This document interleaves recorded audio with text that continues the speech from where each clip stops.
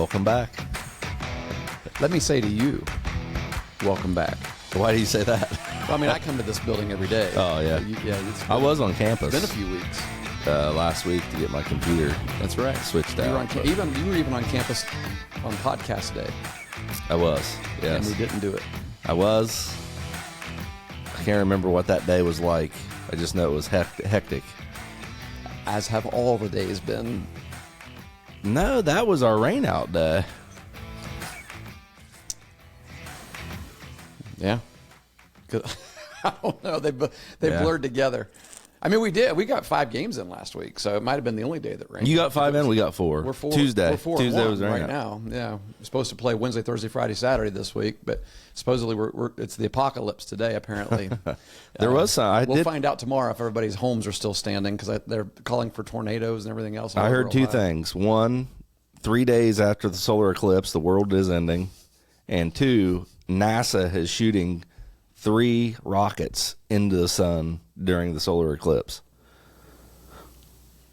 Into the sun. Into the sun. Who's saying that stuff? I have a good source on that. That says it is real. They said look it up. It's going to happen. I didn't look it up. All right. I didn't look it up. You know, these solar eclipses happen all the time. It's a good month. It's just the first time that it's coming up. Listen, I don't know why you're being so negative. It's the first time it's coming up through our particular part of the world, but they happen all the time. I prefer to be more positive. I think it's a good month for an apocalypse. I'm just saying that. Why are you saying that, Coach? It's just a good time. It's just a good time. That's right. No, I don't know. I don't know what's going on with the solar. Do you play? Do you play on that day? We were supposed to play on that day. We were supposed to play at Vinton County, a team that's in your league. So what did you? They rescheduled it. Okay. It's already rescheduled for a later date. We're supposed to play River Valley, and they actually mentioned us playing early in the morning. But no school. No school. River Valley and Meg's done. Idea. Well, but then I think there's some issues like with a that. Tuesday morning? Like umpires, are they going to be, because they have jobs, right? You know what I mean? So, right. And then coaching staffs, how are they? I mean, I've got a teacher. Yeah, I mean, our coaches wouldn't be able to. I have a job. Right. We have to take a day off. Right. You and I. Yeah. So I don't know. I haven't heard anything back from that. So I assume we're going to reschedule it. But there was talk about. What is it going to be like? It's going to be in our area? Like I know up in Akron, further north in Ohio, it's going to last a little longer. It's like the point of like. But what's it going to be? 20 minutes of darkness in our area? I don't know. I don't know. I just know that we're like 96% coverage here. Like 96. Oh, yeah. Well, that's, so it's pretty close. Like there's people traveling. Well, coverage meaning that for a period of time, 96% of the sun is covered. Right. But however long is that period of time? I don't know. It's not very long. I think the issue seems to be that nobody wants to be responsible for kids looking up into it, and so let's send them all to their parents. I mean, listen, in the days of litigation, right? School systems, that's the first thing they're thinking about these days. I know. My head hurts. It's Speaking of that apocalypse. So, Coach, I had to come up today because I've gotten hammered over this past week about not having a podcast, not having an episode out yet. Well, do we have? So the people that are hammering you. So in essence, criticizing. Oh, they don't give us anything. No, do they have ideas. an idea for a topic? No ideas. Are they willing to volunteer to help coach our ball team, take care of our fields, right? Things like that, right? Like because it's not like you and I have just been skipping out on doing podcasts. Yeah. Well, I have. You were here and ready and willing. Well, but even still, on the days that you've said, yeah, I can't do today, I was like, whew, good. I forgot. I was gonna blame. Like we had a Friday planned. Yeah. And I was hedging.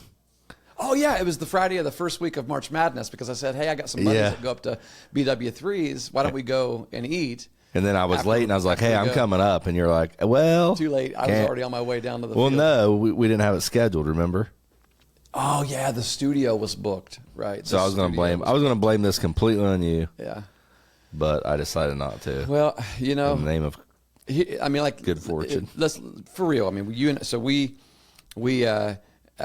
we work a day job, right, where we've got meetings and things like that and things to take care of, and then we podcast during what's typically would be our lunchtime. Like I haven't been eating lunch ever since we've started doing this particular. Oh, I'm sorry. Go straight from the podcast and go back into my office and get to work. That's why I have this. This is lunch. But the other thing is, so during baseball season, that lunchtime is spent working so that I could get out of here, sooner and things like that. And so, yeah, I mean, it's an adjustment between the month of mid-March to, hopefully to June, yes. at the minimum, the second, third week of April or May, sorry, week of May. Yeah. Yeah. So we're a busy time. It is. People, it's interesting. Maybe a video should be done or something like that where you could follow the life of a high school baseball coach for a week, and see just all the things that goes on and needs done that before you have the position you are clueless to, and there's more things, the administrative roles. Absolutely. Administrative, taking, documentation, taking care of the field, communication, right. Communication from to different parties. You're talking to a bunch of different people. There's just a lot that goes on outside of the baseball field. I mean, just taking the field work alone. Last night, our junior varsity team played at Logan High School. And for those of you that don't know, watch and listen to our podcast, Logan has turf on their entire field, infield and outfield. So the entire field, the entire surface is turfed. How long have they had that? It's really nice. I believe this is their third year. That's right. Third or fourth, maybe. Might be four. I don't know. It looks been around for a while. It still looks pretty decent. It looks nice. Oh, it's in great shape. They put a press box. Have you been there this year? I don't know if I was there last year, but yes, there's a press box. There's a press box and bleachers in the front of it. Yeah. I mean, it's tight. They're tucked in there between I don't know what that body of water is behind there. Yeah, it's a great environment, though. Baseballs. Yeah, you're right. But it is. It really is a great environment. They've got tennis courts nearby. There was a tournament going on last night. There's a lot of energy there. Softball field's down. Sets behind that Chieftain Center. Softball outfield is turfed. As well. Yeah. Kaylee went to a couple colleges on her visits when she was in high school that had turf outfields. Yeah, it's pretty nice. But anyway, after the game, our kids were packing, cleaning up the dugout and getting ready to leave, and the guys out there with a broom around the base. I said, is this the extent of your field maintenance after the game? And he said, yeah, pretty much. So we got to sweep the little pebbles, the little black. What do you call it? The beads, Pebbles. The tire beads, or whatever, back to where they, from where you slide, because it tends to get low in those spots, and then they got a bucket, and they'll just dump a little bit more in those spots and sweep them around, and then go home. When we went to Philo, the pregame, think about it: show up, play. Oh yeah, I know. It's just no lining. When I showed up at Meg's as the head coach, there was some talk of getting, a hitting facility, some lights, turf on the football field, which we now have. Is really nice. Step one, you got it. Then it'd be nice if we get turf on a baseball field. I'm like, no, what? No way. You said that? Baseball is meant to be played on grass and dirt. And now that you've been a high school baseball coach for 3 years, what do you think? Wouldn't be horrible. Wouldn't be the worst thing. In this part of the world at this time of year, yeah. Yeah, it wouldn't be the worst thing in the world, just because you save so much time. Practice time too. It would make makes those decisions a lot easier. Yeah. You wouldn't have to be indoors as much. Yeah. It would it would be nice. We put a lot of effort into it, we really do. For real. And I know I put a lot of effort in. I have a lot of people helping me do it. So grateful for that. Us. And as head coaches, we get. But it does take up a lot of time. It does. A lot of time. Constant maintenance. What do you got today? You got a game today? No, we're off today. We go to Federal Hawking on Thursday, and so you're playing a team in our league. Yes, because we play them Friday. Yep. So. And then we will play Nelsonville on Friday, depending on. We played Nelsonville York last week. Yeah, depending on the weather. I mean, who knows? Nobody's probably going to play. Nobody's playing today. No, most likely. I don't think. Matter of fact, I'm not for sure. They may be releasing schools. Even with turf, you're not playing today, just simply because it's supposed to. Yeah, you're going to be out. Actually, decisions are going to have to be made whether you want the kids out on the road at all. I had 2 players message me before we came on today saying that they're going home early because their parents were concerned they were going to get flooded and not be able to get home, right? Because there are flood warnings and things like that in our part of the world, and you got the same issue. So even with practice, that's 2 guys that aren't even going to be able to practice tonight. Right. And, we were supposed to play a JV game tonight, and it's already been canceled. And I hate that because their schedule's limited anyway. We have 14 games on their schedule. We're going to get it rescheduled. But I like, that's 14 games. Though is a good JV schedule. It is. I think that's where you want. Well, especially when we're playing them on opposite days of varsity, because our whole coaching staff wants to be at every game, and so we're not playing them opposite. We only have 2 games on the schedule where we're playing on the same day, just in opposite directions. Which means when you look at our month of April, now that April has begun, the month of April, there are only 2 dates that we do not have baseball games scheduled. Prom day and one other date, which will probably now be filled with a JV game that's canceled today. And Sundays, we're not playing on Sundays, but yeah, and so it's going to be a month full of baseball games. Yeah, our roster count this year, the numbers that we had came out made me think about doing that going forward. Kind of following that model that you have of scheduling on off days. Now, the players can only play 27 scheduled in-season games, correct? If you have a JV player, varsity player, they can only play 20. They can appear in 35. 35. Yeah. On 35 days. So, like, they could play a varsity if you have a JV on a Saturday varsity. and it counts as 1. Gotcha. I think it's 35. It's 30 something. It might be 30. So that's good. So maybe it's 30. You can have two-way players pretty much play some JV games and then play the whole varsity season. Yeah, I was tracking it last year because we had the same situation. We don't have it as much this year. There's only a few kids that will overlap. But last year we had like 6 that overlap. We only had 19 kids last year, and so we had about 6 that were overlapping and playing in both games. And so I had a little chart where I was tracking, how many days they appeared, and the closest, because of rainouts and all that, the closest that anyone got was like 27. And that's how many varsity games you're supposed to play, right? That's how many. So it's with the weather here. I mean, you should track it just in case, but. Probably never going to touch it. Yeah. And I like the idea of staying together too a little bit. So you can. The energy is different. It is. If you have good culture, and having that large group together, that's one of the things I like about it. I told all of our JV guys that you're going to travel with varsity every time we go somewhere. Whenever. The softball team isn't going with us, so basically all non-league games. Because all of our league games, we don't have a big bus. All of our buses are the smaller.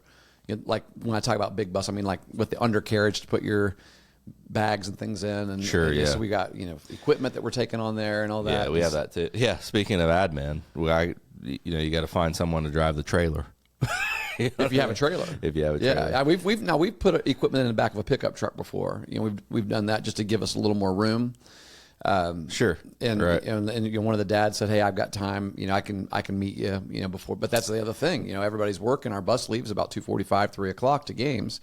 I've been fortunate the last 2 years that we've had one of a coach on the coaching staff, Matt Finlaw, was able to pull our trailer to games. So then when we went with the softball team, we'd pull that trailer and everyone would just load their softball and baseball, load their stuff on the trailer, and then we'd have room on the bus. Yeah. But It'd be tough. So you're not taking everybody currently. Typically don't, because with our schedule. Yeah, I've scheduled the last 3 years varsity and JV typically on the same day. Right.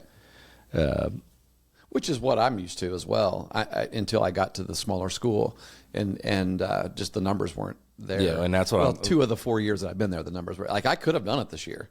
Yeah, Yeah. The problem with it this year is our junior varsity head coach, is one of my really good assistant coaches as well. I don't want to, and so because I said, we could do opposite, on the same day, but I really would like to have you, with us, when varsity plays. Sure.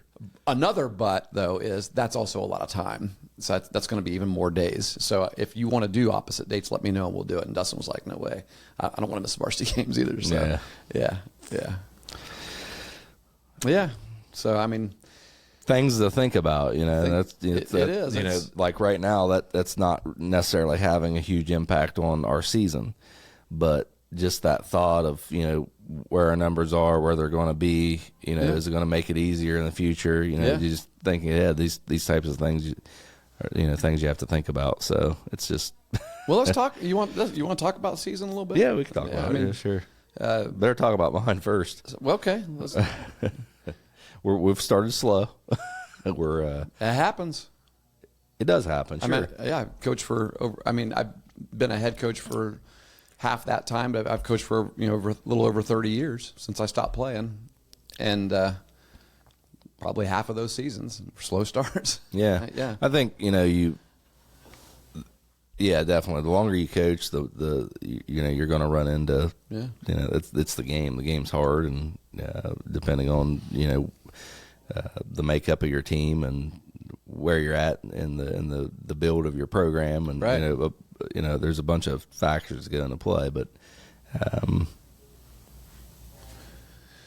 I've coached teams that have started slow. I've coached teams that have had just not very productive seasons in regards to the win-loss column. And right now we're 0-5. Well, in those seasons too is when you begin every season with goals. And hopefully there are goals that you can measure and control, right? I mean, a lot of times people begin with goals that you can't control, and then you're like, oh, well, that's not going to happen. And so, I mean, like after 3 games in, you're like, well, that's not going to happen now, right? Yeah. Let's go undefeated. We lost our first game. Well, lost that goal. Well, that's not a very good goal. Right. Exactly. Yeah. And I think who in baseball goes undefeated? Yeah, and I know you and I see eye to eye on this. I think one of the primary goals of our program, and I know we see eye to eye on this. I know it's your program too. Is we want to win. Mm-hmm. Every moment.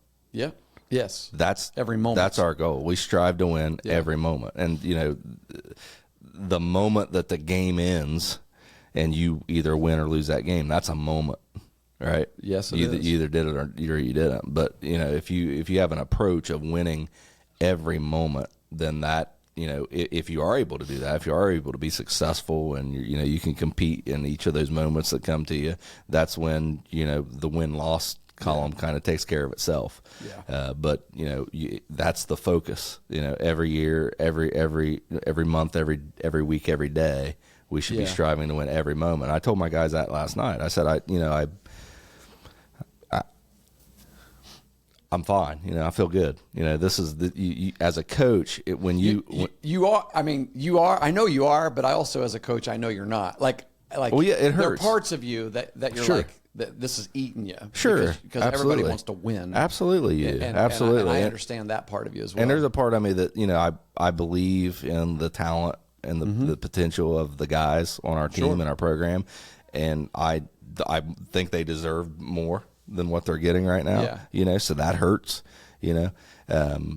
but as a coach, this is what you sign up for. If you signed up expecting to never have these types of struggles, then you probably made a mistake. You're delusional. Yeah. One. I mean, because it's definitely. It's up and down. And, right. So especially in a world where you don't get to recruit. Sure. Because I know people will be like, well, look at Nick Saban. He always wins. You remember when Nick Saban was in the NFL? You remember his stint in the NFL? Right. He went back to college because he couldn't win. He quit in secret there, didn't he? Yeah. Yeah, that's a good point. And there's a lot of variables that people don't consider, And when I say recruit, I'm not talking about high school team. I'm not blaming high school teams for recruiting. No, I know what you're saying. That's a part of the process in college, NFL. Here's the thing, too. You do have schools. Like, you ever wonder, you sit back and you're like, how is that school every single year just dominant and good? My brother and I were talking about this past weekend. It was Easter weekend. We were together, and I won't mention the school, but there's a school in our state that is just every single year dominant. He was talking to somebody from that area, and he said, just how? Like I know you don't recruit, right? I know, but what are you doing? I want to know what you're doing because I want a piece of that, right?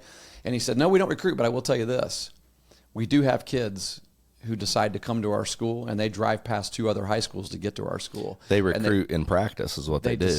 It's their behavior. It's their culture that brings. Yeah, everybody wants to come and play for them because that they always win. And so when now you've got this ball rolling, and it just isn't stopping, right? Yep.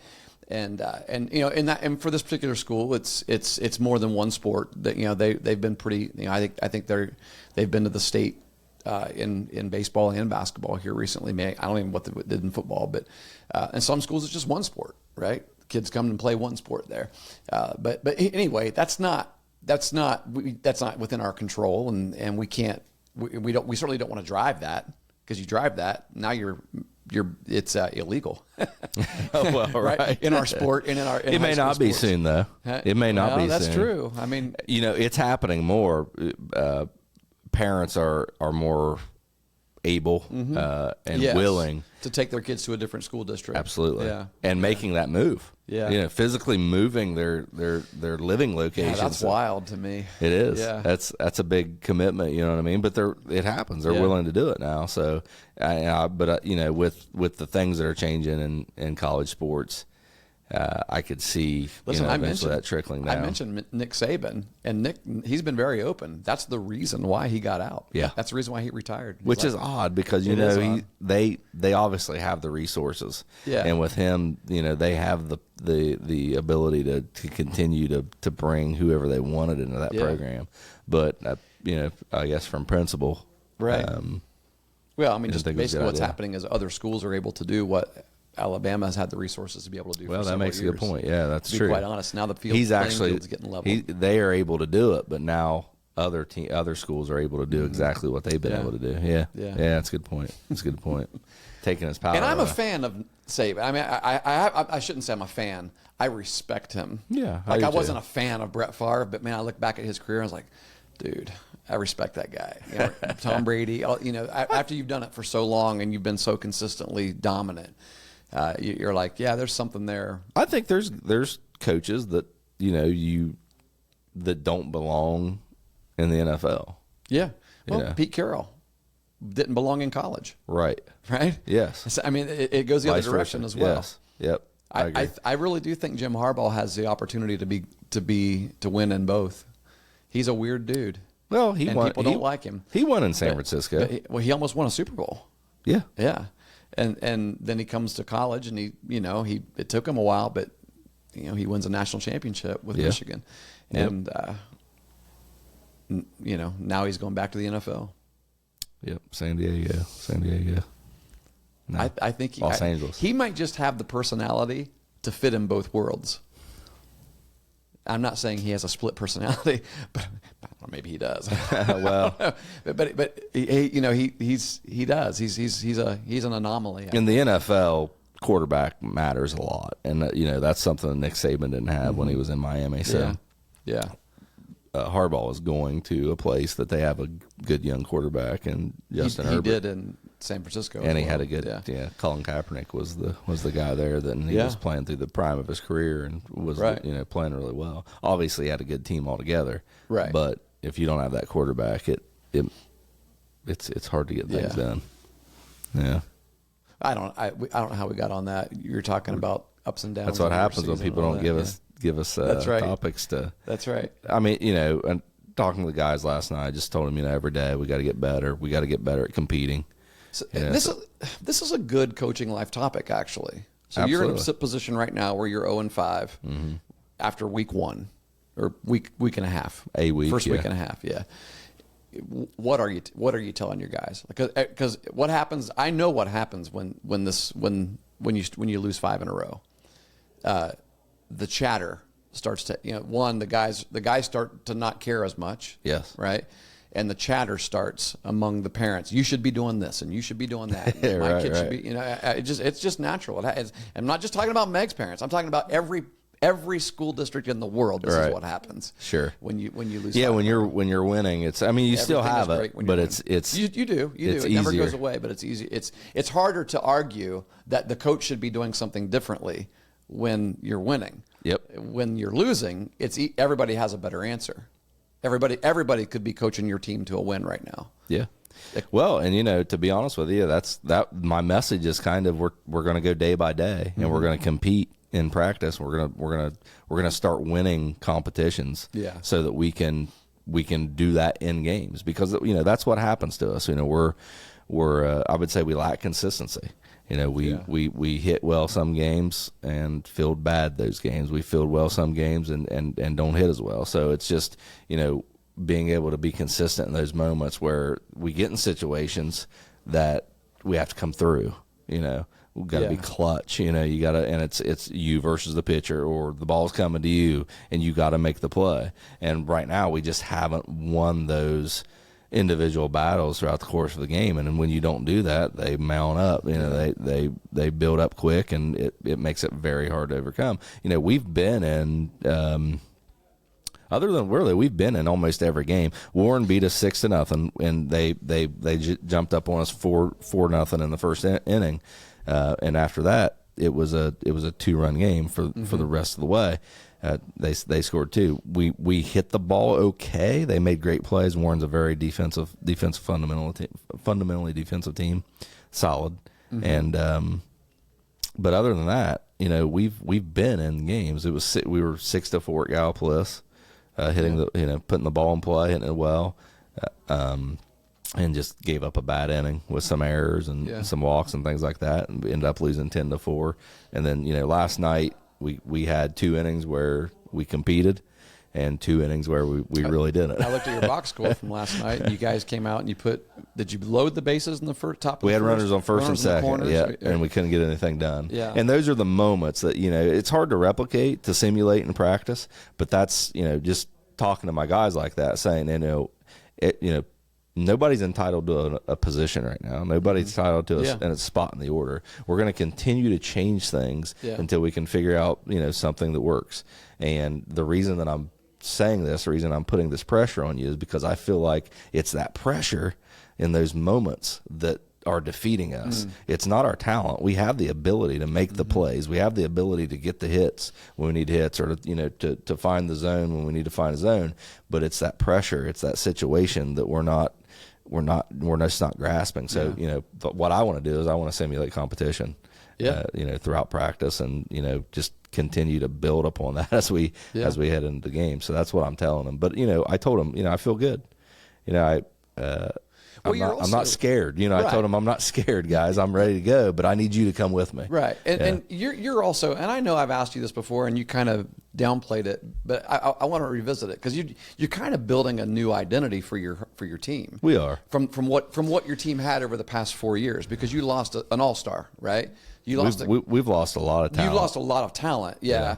Not that you don't have talent there now, you do. I mean, but you had a dominant player that everyone in the league knows who he is, right? Absolutely. And he's playing Division I baseball right now. Yeah. Okay. And so for the last 4 years, every time this guy it didn't matter where he was on the field, everybody knew that he's leading the way, right?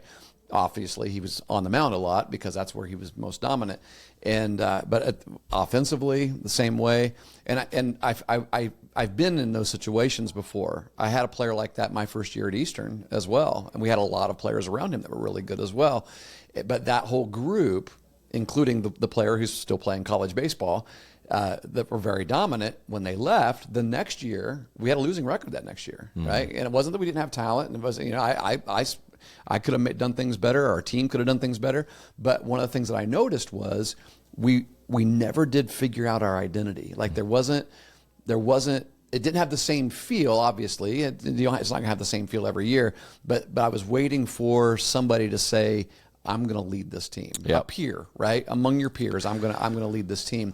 And I think that they were so led and they were followers essentially for so long, that then when they got to the point to where it's my turn to lead, it was almost like they either weren't prepared for it or didn't know how to do it. Yep, that's it. And you have those kinds of you'll have classes like that come through every once in a while. I mean, and usually those classes come after you have a really big dominant, alpha class, a class with a few alphas in it that hey, these guys were big time leaders, so we could just play. We can just play. But now we've got a lead, and who's going to do it? Which one, is it going to be you, me? Who is it going to be? That's the exact situation you're in. And I would even say, step even away from the leadership perspective.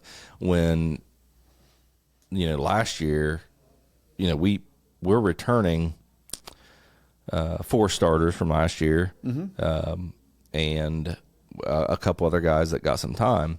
But when Ethan was on the field, there was a level of confidence, whether he's playing shortstop or left field. It didn't matter where he's playing, because they knew if he was playing DH, he was still going to be a guy that could pick your team up. Yes, right? Absolutely. And when you have that, like you said, you've got guys that kind of just follow the pattern of the game and wait for him to do something great, or wait for something to get hot, and then be able to count on him to finish the game. But we always have a chance because we have Ethan. Right. And now that confidence isn't there, and what you need to do, I feel like I need to do. You've got guys that can be that. Yeah, and I need to empower them to get them there. That's on me to make them believe that, hey, this is your spot now. This is when we need you. To come through. Yeah. And we have the guys that can do that. It's just getting them there, I think, mentally.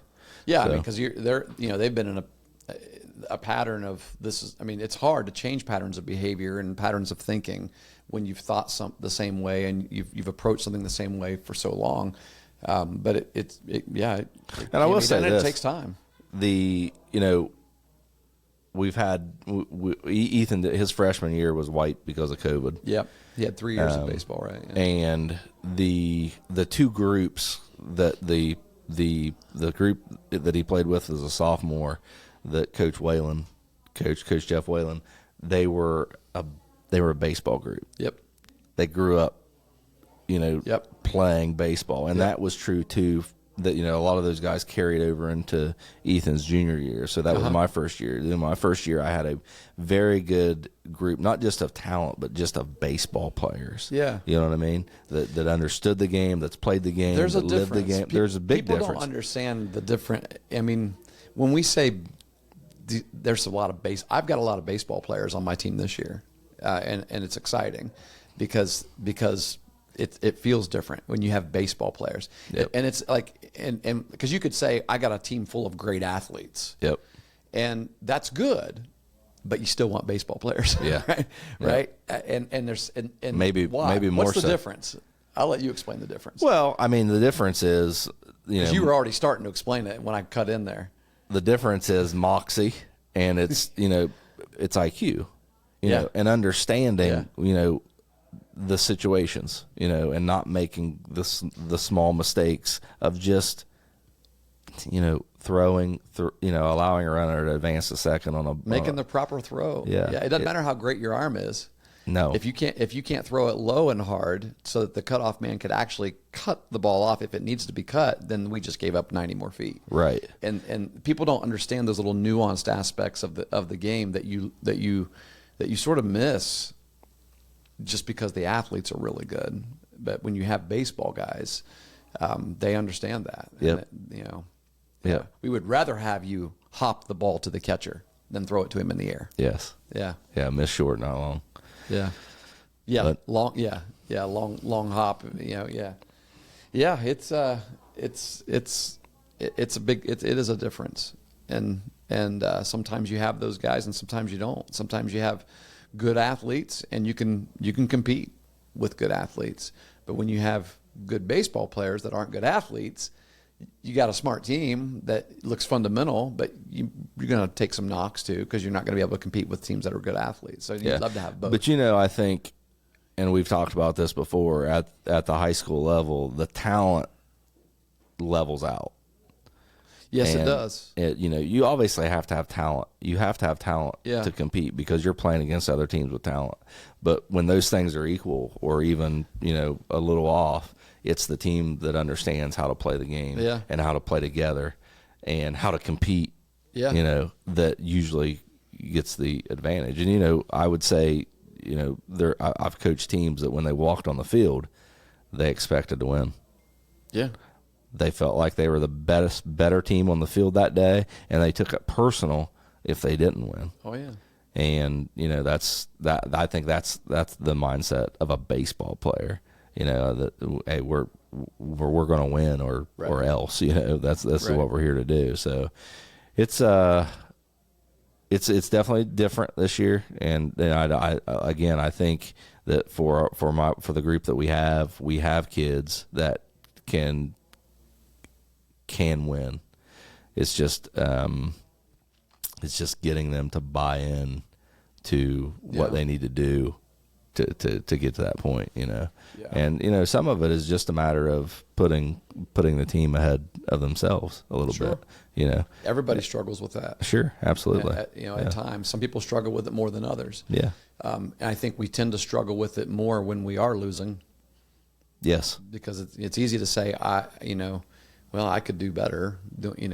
I could do better than the guy that's losing, right? That guy went 0 for 4. Well, I could do that. Right.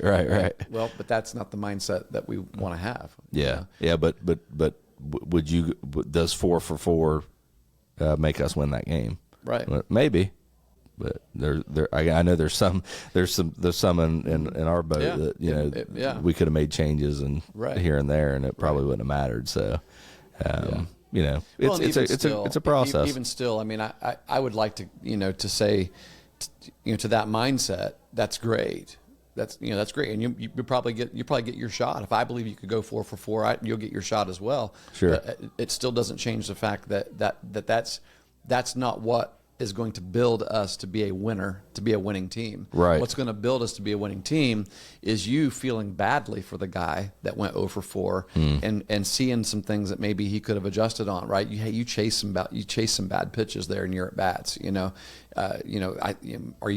your mentality? What are you thinking? How can you help one another as opposed to hoping that he does bad so that you can get your shot?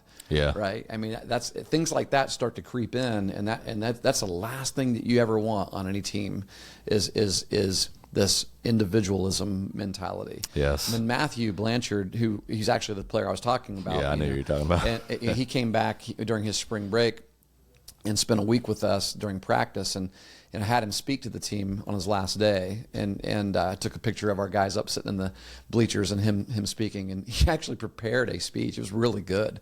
And talking about the team book that they read, and he said we have a word that we use for our team. It's sort of central to who we are as a program. It was funny when he said it because it's also the same word that we heard that the Alabama softball coach who spoke at the OHSBCA conference, the coaches conference this year, uses with his team as well. And it's an Italian word, I think. It's mudita. M-U-D-I-T-A, mudita. And it means having genuine joy for the successes of others. Being genuinely joyful about when others are successful. And that's, if you could build like an entire team of people who get just as excited when the guy that they're competing for a spot with does well, goes 3 for 4, hits a home run that day and 2 singles. If he can get excited about that guy doing that and still realize, the fact that he did that may mean that I don't play again tomorrow, right? But that's okay because we won, and that's what I'm about. You got something special then, and I will tell you this: anybody that wants to play in college, that's all there is in college baseball. Yeah, for sure. I mean, there isn't anything different. If you show up and you don't have that. Matty even said this. He's like, they have their coaches don't have to do this. He said the seniors on our team at Seton Hill, if you show up 1 minute late for practice, they tell you to pack your crap up and go back home. Is that right? To your apartment. Yeah. He said there was a time, he said, I got out of class late and I forgot to bring my shoes with me or something like that for the turf or whatever. And he said, I had to run back to my dorm and get my stuff. And he said, I was sprinting. Because he said I didn't want to be 15. Because he said it's not late for practice. If you're not 15 minutes early, you're late, and they send you back. Like the guys they'll meet him right outside the gate and say you're not coming today, because you're not living up to our expectations. And that the team is policing that, right? So you want to play college baseball? Get ready. I mean, you want to play any college sport. I mean, that's what you're going to be. There are kids who say, "Oh, I want to play in college," but then they have this mentality in high school that's me first, me first, me first. It ain't that way in college. I mean, you may have it, but if you do, you better keep it to yourself because someone will beat it out of you. Yeah, right. or they'll tell you you're done. You're done here. Yeah, yeah. Because it is about winning all the time. It's about the team winning all the time, and that's the only way to turn it around. So, get those guys believing in Mudita. I think we got the guys. I really do. Yeah. So we're gonna keep plugging away and see what happens. Yeah. Good deal. So we're 0-5. You're 4-1. We're 4-1. Our one loss is a league game, which really sucks. It does. You know, and I'm like, listen, our league is tough. Your league's very tough. Last year, the Hawking is very tough. We won the league last year, and we had 3 losses, right? And not only did we win it with 3 losses, we won it outright with still 1 league game to play with 3 losses. Yeah, that means everybody else had 5 losses. Yep. And so I mean, we're talking about good teams with 5 very losses in the league. Yeah, we opened with Waterford. Yeah, and so yeah, I mean, we played. Belpre was our loss, and we knew they have an outstanding. They have one really good pitcher, a stud pitcher. He's just a good athlete all around. Is that Ben Copen? His name is Chris. Chris Copen. Ben Copen's his brother. Ben is his older brother who was in the minor league system. Playing for the Dodgers. Pitched for the for Marshall for 2 or 3 years. Yep. And then did he start out with Marshall? Did he transfer to Marshall? I don't know. All I know is he's left-handed and he was throwing 98. I think he's. It seems like I remember talking to Coach Cart from Warren. They actually no. I was actually talking to Coach Copen. Yeah, Ben and coaches Blennerhassett Bears. And his dad. He was talking about how blown away they were of how nice Huntington looked. Oh yeah, because the perception. Marshall built a new facility a couple years ago, didn't they? Yes, it looks good. And it's really nice. It's really nice down there. So they're like, hey, I've watched a few of their games on ESPN Plus. Yeah. Here, that's my Sunday afternoon. I watch ESPN Plus baseball. But Chris, kid's really good. His younger brother he didn't have the same dominating stuff, but he's got that in his blood. He's got moxie. Yes, yeah. I mean that winning get after it mentality. Absolutely. Right? So it was a pitcher's duel. I mean, we threw Brady Rockhold, they threw him, and it was if Brady threw 13 pitches in this inning, he went out and threw 13 in that inning. Yeah, it's funny. I talked to Brady before that game, and he told me that he was disappointed in the outing that he had previously. He didn't feel like he had his best stuff in a scrimmage. I think it was your opener. Was it Alexander?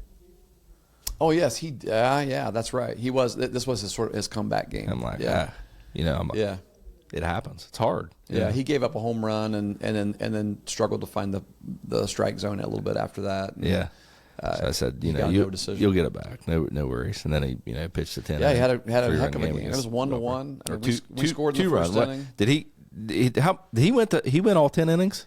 He did. It actually ended up being 9 innings. I was wrong. I think I told you I texted 10 innings, but it was 9. No, I thought I saw a game changer was 10. Either way, so he went 9 innings. We may have batted 10. So he gave up. He gave up 3 runs. Yes, 3 runs, and he only threw 115 pitches. That's awesome. That's a game. Copen ended up throwing 128. He had to come out. Actually, he did not have to come out. He finished. He got an out in the top of the 9th. I think it was 9th. He got an out on what would have been his last batter. And so if we could have just held them one more inning, they would have had to put somebody else in. And maybe they had another. I don't know who they got. We knew what we're going to see with him. Sure. Yeah. And he and Brady are very similar in the type of pitches they throw. We had them off balance. They had us off balance. Our team is. I feel like our team is a good hitting team this year. I think so. And we had 13 strikeouts tonight. Yeah, but that's going to happen too, though. Especially when you're facing a solid pitcher. Well, I think we had just played a game before that where we had no strikeouts, and it was kind of a challenge that was going on in our dugout of whoever strikes out first is going to have to run polls, and it ended up being one of our JV guys that we put in. That was a player thing. Yeah. I like. Yeah. Well, because we have a 2-strike mentality, a 2-strike approach where you're literally physically changing your approach. Yep. And we've been talking a lot about approach. Yeah. The last 2 weeks. And listen, in the high school game, kids watch like our coaching staff and our kids watch Major League. They're watching some Major League Baseball games. They're like, none of the, like I had a kid point out to me last night, Coach, none of those guys use a two-strike approach, do they? I said, it's very rare. I said, the Cleveland Guardians a couple years ago when they were on their run in the playoffs, that's one of the things I loved about Francona is you could literally you could see those guys adjust their approach. Yep. Not all of them, but some of them did. Well, and part of that's the strike zone, the way the umpires call the game, because you're better off to wait for that pitch that you're looking for. Yeah. As opposed to the game is different, right? Because one of the things that the two-strike approach does is it basically gives you the mentality of if I just put this ball in play, we got a good chance here. And the reason why that's true in high school is because a lot of high school teams have a difficult time catching and throwing, right? Yeah. If it's not a routine play, then you got a shot. Yep. I mean, if a guy's got to backhand it, maybe his arm isn't strong enough to throw you out. If you hit a lazy ground ball and they've got to make a running play, I mean, even if it's a routine play, there's a chance that he might boot it, or the field isn't very good, so he hits a rock. I mean, there's just all kinds of variables that they don't have in the major leagues. Mm-hmm. You just hit a ground ball, you're out. It might be a double play, right? So we're not just going to put it in play. So when people say don't just use the just put it in play mentality, I see all these, major league hitting coaches, there is no such thing as just put it in play. Well, at your level, no. But at our level, that's valuable. It's valuable to just put it in play. It's valuable to bunt, right? Because a lot of teams can't field a bunt. Yeah. And so that's our approach is you're better off if you, and part of our quality at bats chart is did you put it in play with two strikes? And if you did, that's a quality at bat, and we want that, and we've seen that happen. We've seen the fruit of that as well. That guy puts the ball in play with two strikes, something happens, and we're safe, and we live to fight another batter. So So that game went 9 innings. We lost 3-2. We did score in extra innings. We went up 2-1, and we went up 2-1 in the. I guess it wasn't extras. It was the top of the 7th, and they tied it back up in the bottom of the 7th. Then it stayed tied until the 9th. And listen, this is baseball. This is how they won. I wasn't like I look back at that game, and I look back because we have a coach that films too, so I was able to watch it. We were barreling some balls. Yeah. That were right at them. Okay, I've felt that way this for last week. I felt like we've went through stretches where we've really barreled balls. Yeah. And teams just made good plays, and we had our chances. Right? I mean, I look back. There's some things that I think back to. Like had a runner on second base. With one out, our leadoff hitter was up to bat. The runner on second base had a great lead. He had a good read on the pitcher. And I believe that he could have taken third base. And he didn't, and I was actually out there going plus. I was giving him our little sign to hey, you've got all kinds of room behind you. Just keep walking, and then go. Let's give it a shot. Make the catcher throw it. Yeah. And we're not scoring runs is at a minimum here today, and he didn't. It's neither here nor there. It just wasn't aggressive, right? Very next pitch. There's some baseball IQ that goes into very that. Next pitch.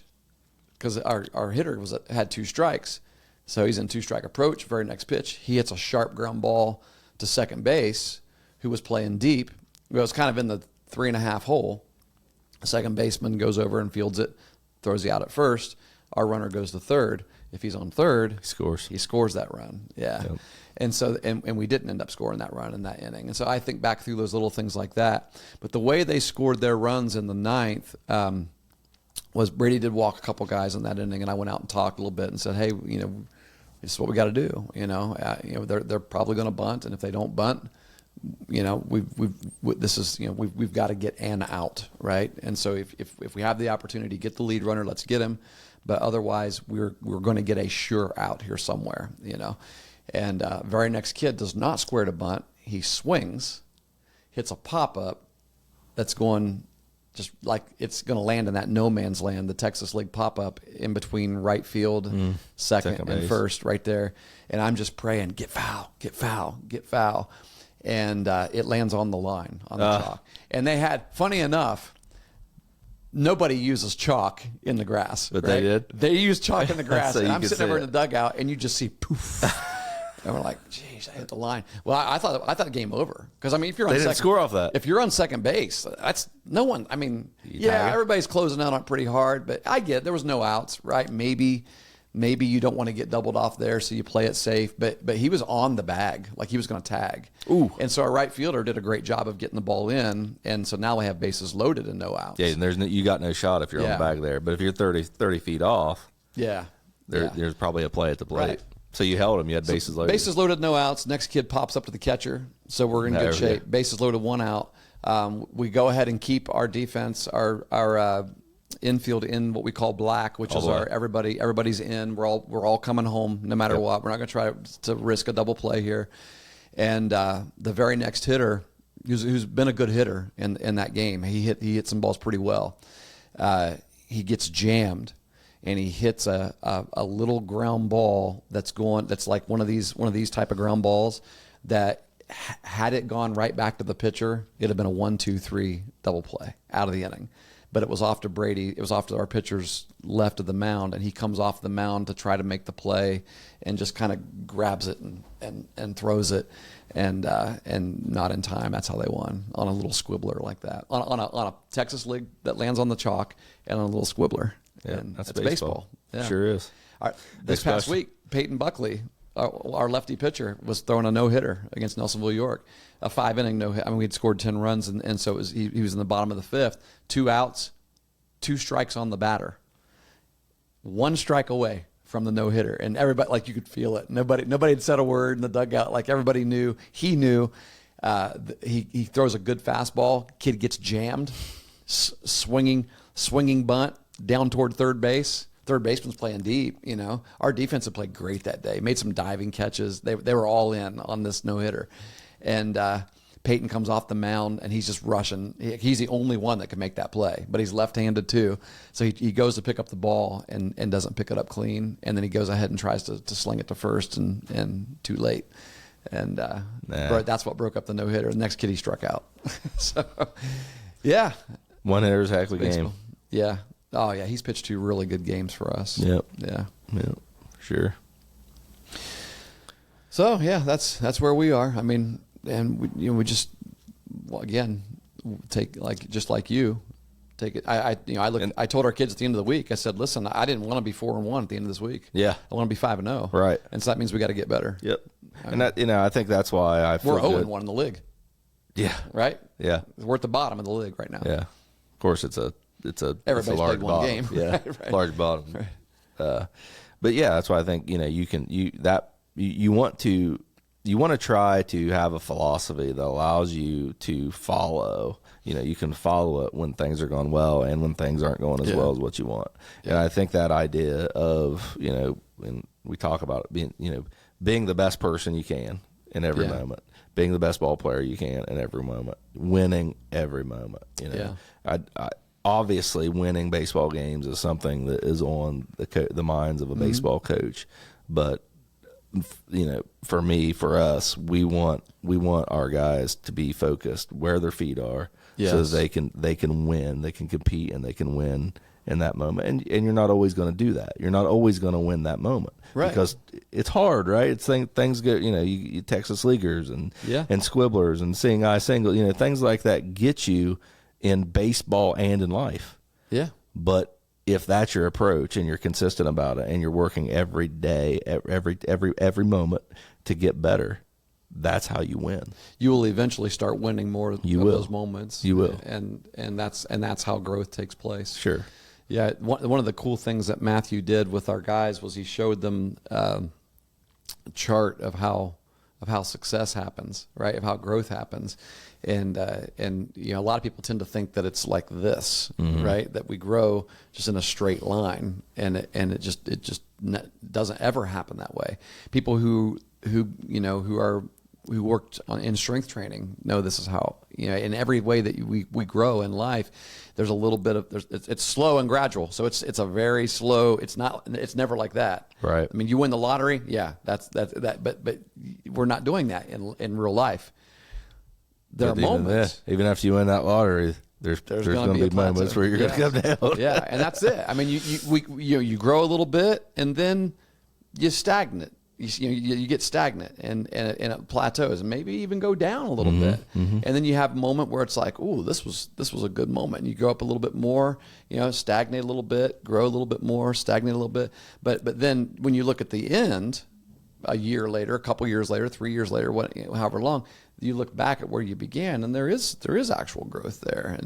And so in a game like the one that we coach, there's always going to be those moments where you're going down. It's built in. It's part of it. It's part of it. As a matter of fact, that's a huge part of the game, is being able to handle those and come back with the same enthusiasm and the same confidence and being able to take on the next opportunity. 162 game season that the major league teams play, right? 162. And teams that win 90 games are awesome. Yep. Great records. Right? Yeah. And that's a lot of losses. It's a lot of losses. It is. You lost 70-some games. Yeah. I would say 0-5 in a high school season that's a bad stretch. Sure. But if you it happens every week in major leagues. Team will drop 5 games, 4 games. Yep. So it's just it's a larger example of what you deal with. Even looking at a college season, right? 50-some games or 50 games if you get a good season in. 5 games, that's a whole series plus another midweek game maybe. But still, we can bounce back from this. I mean, it's not that big of a deal. Yeah. That's the game. It is. That's what we're fixing to do. That's right. Whenever we play you guys, definitely that's going to be a growth day for us. Fixed for that game. That's going to be a growth day for us. We're going to bounce back for that one. So when are we on? I picked up my computer to find our. I think the only game I know we got is our next one. Yeah, I'm not even sure whether we play Nelsonville at home or away Friday. I think we play them at home, but I just know we play Fed Hawk away. Yeah, it's just Yeah, I mean, one now game granted, I know you do this too because of pitching. I have a plan for who we're throwing. Yeah, I know I'm on throw Friday. Yeah, and that plan is dependent upon how today's game goes. Right, like if I need my Friday starter to close on Thursday, then I'll close to win. Yeah, I'll get that win Thursday, right. and then we'll flex. You got to figure out Friday, the next day. But I would say a tentative plan. Right. Yeah. I will say, looking back at last week, our pitching went exactly as planned. We had 3 guys throw complete games last week. Brady with the Belpre game, Ethan Edwards threw a really nice game against South Webster. South Webster's who we lost to in the district tournament last year. They won the district and went on and lost it. I think they lost like 7-1 or 7-something against Berlin Highland, the state championship team. But that's another team, to back to your point of losing a big piece but returning a lot of guys. He returned 7 starters, but lost 2 pretty big pieces of their team. The 2 lefty pitchers that won most of their games. Yeah, I think they lost their last game. South Webster, who did? They've lost quite. They've lost all but 1, I think. Oh, have they? Yeah, okay. right now. Yeah. Now they're solid though. They're going to be good. Well, they also went deep in the basketball tournament, and that's another one. We've talked about the overlap. Right. There, and so he hasn't had his baseball players in practice as long as I have, and other teams have. My brother's in that same situation. Yeah, and so I mean it is.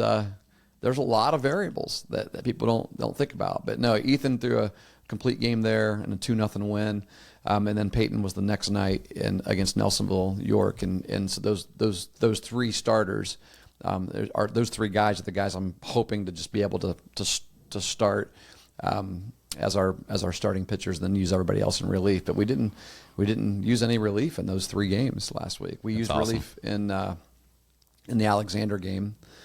We went to 2 different guys in that game, and 3 pitchers total, 2 different relievers. And no, that's not true. We just used 2. I think Lane Atha ended up getting. Did he get the with win? Alexander? Did I bring Ethan in? See, I don't remember. 5 games ago, I don't remember. But anyway, it's a long season. Sometimes longer than others. Sometimes longer than others. Yeah. I'd like to read something if you don't mind. Sure, good. This is something I posted this week, and I felt it was important and valuable because and it fits some of the things that we've talked about. and posted on Twitter as well, and it's carried out there pretty good among people. And it's on Facebook, and I'm not a huge I don't. Sometimes I get inspired. Like I don't like making big long posts and things like that. I certainly don't like making them about. You're not gonna. I know people when you're. If you play for me, I love you. I love the things that you're accomplishing, but I'm not going to post a bunch of individual accomplishments on it's just, some people like that. I don't do that. Mm-hmm. All right. But I will post when I get inspired. I'll throw something out there about the team and about just team dynamics. And so this is something that I put out there this week, and we'll let, if you haven't read it as a listener, this be the first time that you hear it. But I said this: baseball season's in full swing. College baseball has been playing for 2 months. High school baseball just finished our first week of play, and Major League Baseball has opened. And then in the next couple of weeks, youth teams will be playing games. In light of that, I would like to share a thought that I hope we will all consider and reflect on regularly. And knowing that our youth teams and youth organizations are going to be starting to play, I know that this is something that could be valuable for people to just kind of keep in mind. I said, I know that a lot gets posted on social media about the dynamics between coaches and parents and players, and everyone has opinions and perspectives that are largely influenced by our personal experiences. Everyone has experienced good coaching and bad coaching. I've been a good coach and I've been a bad coach. I've also been a good parent and a bad parent. I'll admit that. These roles are hard, and everyone could use a little grace extended their way at times.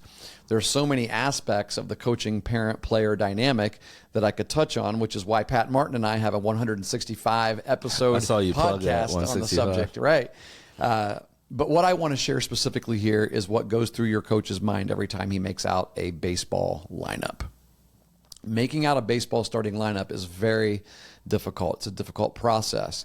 It's often a stressful process. Consideration must be given to a number of things, such as who's pitching today, who's hitting well right now, whose arm is unavailable due to pain or even injury. How does each player match up with the opponent's pitcher, if we know who that's going to be? Who's pitching tomorrow? Who pitched yesterday? How many pitches did he throw? How many pitches can today's starter throw and still be available to pitch in 3 days? Who is our catcher? Who's going to be our best first relief pitcher? And those are just some of the baseball considerations.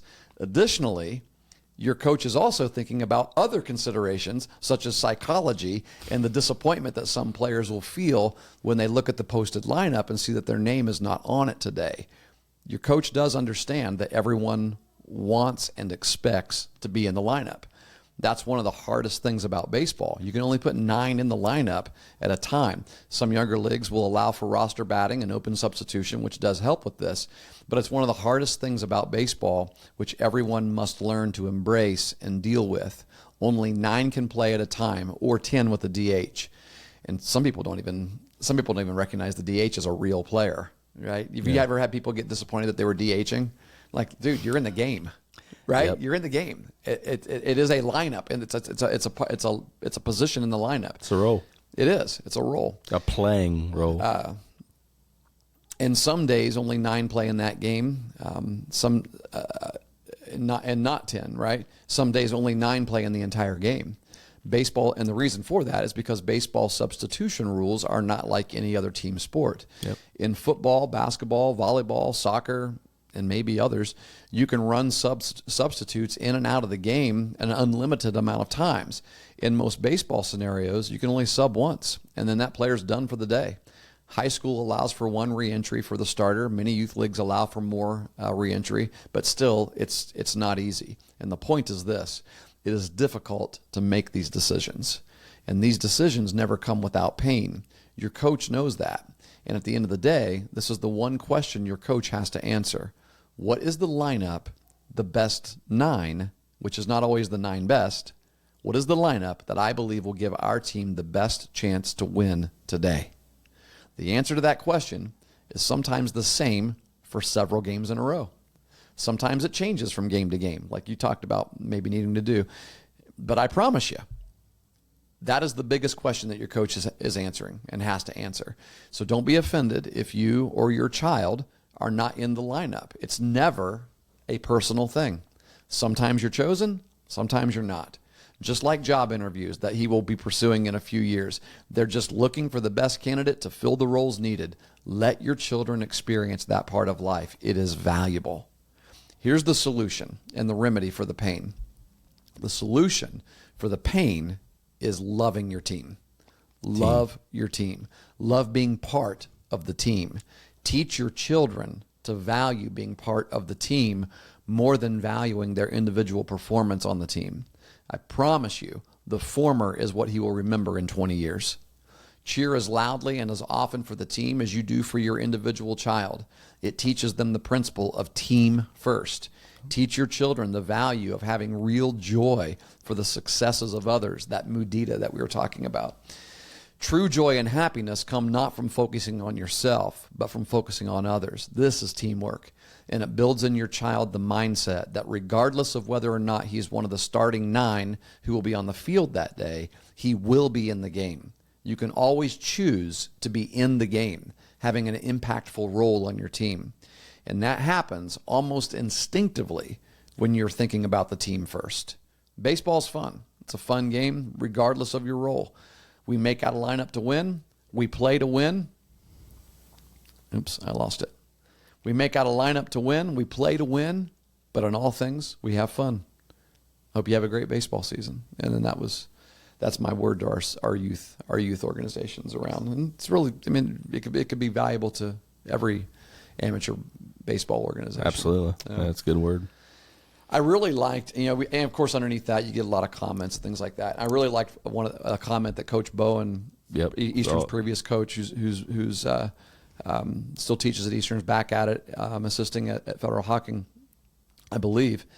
And he mentioned, that's one of the most difficult things is helping people realize that the context that we're choosing players is this. It's a small context, and that is this baseball game. And it's not even every baseball game. It's not. Sometimes people think, oh, I'm not in the lineup. That means I'm never going to be in the lineup. Like, no, we have 27 or more games to play, right? But in this baseball game right now, these are the 9 people that we believe are going to help us win today. And that's my job, right? It's not your job. It's not your parents' job. It's not anybody else. It's not the superintendent's job. It's my job. And you may disagree. A lot of people may disagree, right? If the superintendent disagrees, then maybe I shouldn't have this job, right? But here's the thing. It's just this context. And what Coach Bowen said that I love is that, like, I told parents before, like, if we're having a who do I want to marry my daughter competition, your son wins. If we're having a, who's going to be a great citizen competition, your son wins. If we're going to have a who's going to be the most successful in life in your future job competition, your son probably wins. But today the competition is who's going to help us win this game. Yep. And he doesn't win that one. Yep. It's okay. Not today. It's okay. Right. Yeah, not today. Right? He may win tomorrow. Right? But it's just being okay with that is sometimes really difficult. And it is difficult, but that's the difference. I would say a difference between average good teams and great teams. It is without a doubt the difference if you have a group that is okay with that and is able to embrace it and thrive in that in that situation, that's when you're going to start seeing success. And like you said, as they talking about interviews in life as they go later on, other contexts and aspects and the life. things that they're going to remember the most. Yeah, it's also where they're going to learn the most about who they are and about living in life. So good word, Coach. Yeah, well, we got a podcast in. We got one in. Try to do one next week. I think Tuesday's open next week, so someone should send us some topics or something. Your Tuesday calendar is open? I think so. Your baseball calendar? I don't know. My phone's being used to video you over there, so I don't. I saw you laughing. Was I getting text messages or something? What during our Coach Huffman sent me a couple texts. Well, see, he's got a JV game tonight, and I don't know if you noticed, but the sun's out right now. I mean, we got hammered with rain earlier. I don't think anybody's going to be playing baseball today. But right now the sun's out, and so maybe he's thinking, "Hey, we can get this game in." Yeah, we're Monday, Wednesday, Friday next week. Yeah, it's not. I would say you could get it in if it went this way for the rest of the day. However, the radar showing the forecast is not looking good. Another bad spot. Well, and even if, I mean, if we had turf, we could get it in, right? Maybe, maybe not. No, I mean, like, with it, even if it stayed this way the rest of the day, I don't know about your field. I know you guys have, you rich schools have a much better field than we do, and so, I have to take the rest of the day off and go put sponges on mud puddles, if we're gonna play a game tonight, and you can only do that so many times. If it stays like this, you could play on turf. I see what you're saying. Yeah, but yeah. People ask. I had somebody ask me last week because I made the comment. I was exhausted before. I don't know what game it was. We got the field ready to go. Right, We're able to play. I'm in the locker room. I'm getting my uniform on, and one of the players looks at me and is like, "You look tired, Coach." I said, "Been here for a while. This is why I like playing away games." He's like, "You play away games?" And I said, "Yeah. When we play away games, I show up, get on the bus, and go play on somebody else's field that they've had to spend hours, maybe, getting ready." Yeah. It's Coach Newsom, when we went to Athens last night, he was out there raking, and Coach Bennett was dragging, and there were some field condition bags over by the visitor dugout. Yeah, and I could just, Coach Newsom was tired, and he was like, "I'll get those bags." Like, "Coach, I'll get those bags. Don't worry about people that." People don't realize what it takes. And he was out there. I would say he was out there working on it from 10 to 5 o'clock. Because they didn't have school yesterday. Or 4 o'clock. And so it was, he had the opportunity to. But I mean, what about the days when we have work, right? I was teasing him. Take vacation and go get you have field ready. Yeah, that's what we have to do. Yeah. I was teasing him because I said, it's supposed to rain here in a bit, hopefully. Hopefully that pushes out. Yeah. No, you have a call here. You probably need to take. So. All right, no. Everyone, good seeing you. Yes. Hope to see you next week. Let's do it again.